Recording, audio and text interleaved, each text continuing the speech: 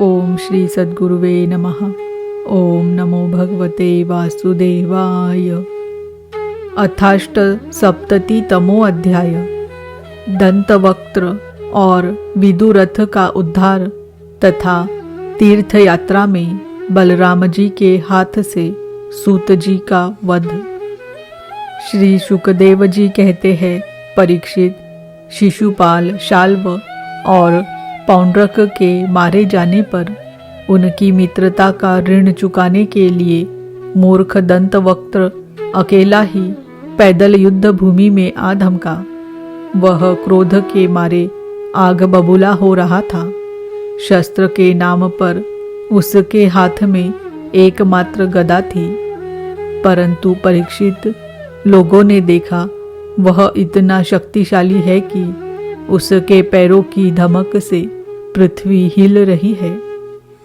भगवान श्री कृष्ण ने जब उसे इस प्रकार आते देखा, तब झटपट हाथ में गदा लेकर वे रथ से कूद पड़े। फिर जैसे समुद्र के तट की भूमि उसके ज्वार भाटे को आगे बढ़ने से रोक देती है, वैसे ही उन्होंने उसे रोक दिया। घमंड के नशे में चूर करुष नरेश दंतवक्त्र ने गदा तानकर भगवान श्री कृष्ण से कहा, बड़े सौभाग्य और आनंद की बात है कि आज तुम मेरी आंखों के सामने पड़ गए। कृष्ण, तुम मेरे मामा के लड़के हो, इसीलिए तुम्हें मारना तो नहीं चाहिए, परंतु एक तो तुमने मेरे मित्रों को मार डाला है और दूसरे मुझे भी मारना चाहते हो। इसीलिए मतिमंद, आज मैं तुम्हें अपनी वज्र कर्कश गदा से चूर चूर कर डालूंगा। मूर्ख, वैसे तो तुम मेरे संबंधी हो, फिर भी हो शत्रु ही, जैसे अपने ही शरीर में रहने वाला कोई रोग हो। मैं अपने मित्रों से बड़ा प्रेम करता हूँ, उनका मुझ पर ऋण है। अब तुम्हें मारकर ही मैं उनके ऋण से उऋण हो सकता हूँ। जैसे महावत अंकुश से हाथी को घायल करता है, वैसे ही दंतवक्त्र ने अपनी कड़वी बातों से श्री कृष्ण को चोट पहुँचाने की चेष्टा की और फिर वह उनके सिर पर बड़े वेग से गदा मारकर सिंह के समान गरज उठा।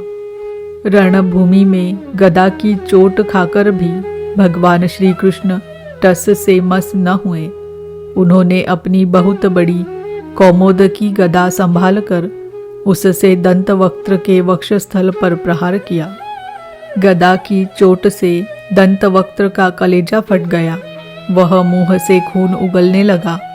उसके बाल बिखर गए, भुजाएं और पैर फैल गए। निदान निष्प्राण होकर वह धरती पर गिर पड़ा। परीक्षित, जैसा कि शिशुपाल की मृत्यु के समय हुआ था, सब प्राणियों के सामने ही दंतवक्त्र के मृत शरीर से एक अत्यंत सूक्ष्म ज्योति निकली और वह बड़ी विचित्र रीति से भगवान श्री कृष्ण में समा गई। दंतवक्त्र के भाई का नाम था विदुरथ। वह अपने भाई की मृत्यु से अत्यंत शोकाकुल हो गया। अब वह क्रोध के मारे लंबी लंबी सांस लेता हुआ हाथ में ढाल तलवार लेकर भगवान श्री कृष्ण को मार डालने की इच्छा से आया। राजेंद्र, अब भगवान श्री कृष्ण ने देखा कि अब वह प्रहार करना ही चाहता है, तब उन्होंने अपने छुरे के समान तीखी धार वाले चक्र से किरीट और कुंडल के साथ उसका सिर धड़ से अलग कर दिया। इस प्रकार भगवान श्री कृष्ण ने शाल्व, उसके विमान सौभ, दंतवक्त्र और विदुरथ को, जिन्हें मारना दूसरों के लिए अशक्य था, मारकर द्वारकापुरी में प्रवेश किया। उस समय देवता और मनुष्य उनकी स्तुति कर रहे थे। बड़े बड़े ऋषि मुनि, सिद्ध, गंधर्व, विद्याधर और वासुकी आदि महानाग, अप्सराएं, पितर, यक्ष, किन्नर तथा चारण उनके ऊपर पुष्पों की वर्षा करते हुए उनकी विजय के गीत गा रहे थे। भगवान के प्रवेश के अवसर पर पुरी खूब सजा दी गई थी और बड़े बड़े वृष्णिवंशी यादव वीर उनके पीछे पीछे चल रहे थे। योगेश्वर एवं जगदीश्वर भगवान श्री कृष्ण इसी प्रकार अनेकों खेल खेलते रहते हैं। जो पशुओं के समान अविवेकी है वे उन्हें कभी हारते भी देखते हैं, परंतु वास्तव में तो वे सदा सर्वदा विजयी ही है। एक बार बलराम जी ने सुना कि दुर्योधनादि कौरव पांडवों के साथ युद्ध करने की तैयारी कर रहे हैं। वे मध्यस्थ थे, उन्हें किसी का पक्ष लेकर लड़ना पसंद नहीं था। इसीलिए वे तीर्थों में स्नान करने के बहाने द्वारका से चले गए। वहां से चलकर उन्होंने प्रभास क्षेत्र में स्नान किया और तर्पण तथा ब्राह्मण भोजन के द्वारा देवता, ऋषि, पितर और मनुष्यों को तृप्त किया। इसके बाद वे कुछ ब्राह्मणों के साथ जिधर से सरस्वती नदी आ रही थी उधर ही चल पड़े। वे क्रमशः पृथुदक, बिंदुसर, ऋतकूप, सुदर्शन तीर्थ, विशाल तीर्थ, ब्रह्म तीर्थ, चक्र तीर्थ और पूर्ववाहिनी सरस्वती आदि तीर्थों में गए। परीक्षित तदनंतर यमुना तट और गंगा तट के प्रधान प्रधान तीर्थों में होते हुए वे नैमिषारण्य क्षेत्र में गए। उन दिनों नैमिषारण्य क्षेत्र में बड़े बड़े ऋषि सत्संग रूप महान सत्र कर रहे थे। दीर्घ काल तक सत्संग सत्र का नियम लेकर बैठे हुए ऋषियों ने बलराम जी को आया देख अपने अपने आसनों से उठकर उनका स्वागत सत्कार किया और यथा योग्य प्रणाम आशीर्वाद करके उनकी पूजा की। वे अपने साथियों के साथ आसन ग्रहण करके बैठ गए और उनकी अर्चा पूजा हो चुकी।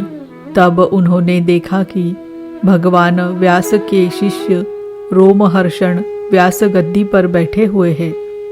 बलराम जी ने देखा कि रोमहर्षण जी सूत जाति में उत्पन्न होने पर भी उन श्रेष्ठ ब्राह्मणों से ऊंचे आसन पर बैठे हुए हैं और उनके आने पर न तो उठकर स्वागत करते हैं और न हाथ जोड़कर प्रणाम ही। इस पर बलराम जी को क्रोध आ गया। वे कहने लगे कि यह रोमहर्षण प्रतिलोम जाति का होने पर भी इन श्रेष्ठ ब्राह्मणों से तथा धर्म के रक्षक हम लोगों से ऊपर बैठा हुआ है।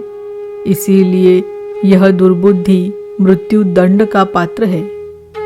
भगवान व्यासदेव का शिष्य होकर इसने इतिहास, पुराण, धर्मशास्त्र आदि बहुत से शास्त्रों का अध्ययन भी किया है, परंतु अभी इसका अपने मन पर संयम नहीं है। यह विनयी नहीं, उद्दंड है। इस अजितात्मा ने झूठ मूठ अपने को बहुत बड़ा पंडित मान रखा है। जैसे नट की सारी चेष्टाएं अभिनय मात्र होती है, वैसे ही इसका सारा अध्ययन स्वांग के लिए है। उससे न इसका लाभ है और न किसी दूसरे का। जो लोग धर्म का चिन्ह धारण करते हैं परंतु धर्म का पालन नहीं करते, वे अधिक पापी हैं और वे मेरे लिए वध करने योग्य है। इस जगत में इसीलिए मैंने अवतार धारण किया है। भगवान बलराम यद्यपि तीर्थ यात्रा के कारण दुष्टों के वध से भी अलग हो गए थे, फिर भी इतना कहकर उन्होंने अपने हाथ में स्थित कुश की नोक से उन पर प्रहार कर दिया और वे तुरंत मर गए। होनहार ही ऐसी थी। सूत जी के मरते ही सब ऋषि मुनि हाय हाय करने लगे। सबके चित्त खिन्न हो गए। उन्होंने देवाधिदेव भगवान बलराम जी से कहा, प्रभो, आपने यह बहुत बड़ा अधर्म किया। यदुवंश शिरोमणि सूत जी को हम लोगों ने ही ब्राह्मणोचित आसन पर बैठाया था और जब तक हमारा यह सत्र समाप्त न हो तब तक के लिए उन्हें शारीरिक कष्ट से रहित आयु भी दे दी थी। आपने अनजान में यह ऐसा काम कर दिया जो ब्रह्म हत्या के समान है। हम लोग यह मानते हैं कि आप योगेश्वर है, वेद भी आप पर शासन नहीं कर सकता। फिर भी आपसे यह प्रार्थना है कि आपका अवतार लोगों को पवित्र करने के लिए हुआ है। यदि आप किसी की प्रेरणा के बिना स्वयं अपनी इच्छा से ही इस ब्रह्म हत्या का प्रायश्चित कर लेंगे तो इससे लोगों को बहुत शिक्षा मिलेगी। भगवान बलराम ने कहा, मैं लोगों को शिक्षा देने के लिए, लोगों पर अनुग्रह करने के लिए इस ब्रह्म हत्या का प्रायश्चित अवश्य करूंगा। अतः इसके लिए प्रथम श्रेणी का जो प्रायश्चित हो, आप लोग उसी का विधान कीजिए। आप लोग इस सूत को लंबी आयु, बल, इंद्रिय शक्ति आदि जो कुछ भी देना चाहते हो मुझे बतला दीजिए। मैं अपने योग बल से सब कुछ संपन्न किए देता हूँ। ऋषियों ने कहा, बलराम जी, आप ऐसा कोई उपाय कीजिए जिससे आपका शस्त्र पराक्रम और इनकी मृत्यु भी व्यर्थ ना हो और हम लोगों ने इन्हें जो वरदान दिया था वह भी सत्य हो जाए। भगवान बलराम ने कहा, ऋषियों, वेदों का ऐसा कहना है कि आत्मा ही पुत्र के रूप में उत्पन्न होता है। इसीलिए रोमहर्षण के स्थान पर उनका पुत्र आप लोगों को पुराणों की कथा सुनाएगा। उसे मैं अपनी शक्ति से दीर्घायु, इंद्रिय शक्ति और बल दिए देता हूँ। ऋषियों, इसके अतिरिक्त आप लोग और जो कुछ भी चाहते हो मुझसे कहिए, मैं आप लोगों की इच्छा पूर्ण करूँगा। अनजान में मुझसे जो अपराध हो गया है उसका प्रायश्चित भी आप लोग सोच विचार कर बतलाइए, क्योंकि आप लोग इस विषय के विद्वान हैं। ऋषियों ने कहा, बलराम जी, इलवल का पुत्र बलवल नाम का एक भयंकर दानव है। वह प्रत्येक पर्व पर यहाँ आ पहुँचता है और हमारे इस सत्र को दूषित कर देता है। यदुनंदन, वह यहाँ आकर पीप, खून, विष्ठा, मूत्र, शराब और मांस की वर्षा करने लगता है। आप उस पापी को मार डालिए। हम लोगों की यह बहुत बड़ी सेवा होगी। इसके बाद आप एकाग्र चित्त से तीर्थों में स्नान करते हुए 12 महीनों तक भारतवर्ष की परिक्रमा करते हुए विचरण कीजिए। इससे आपकी शुद्धि हो जाएगी।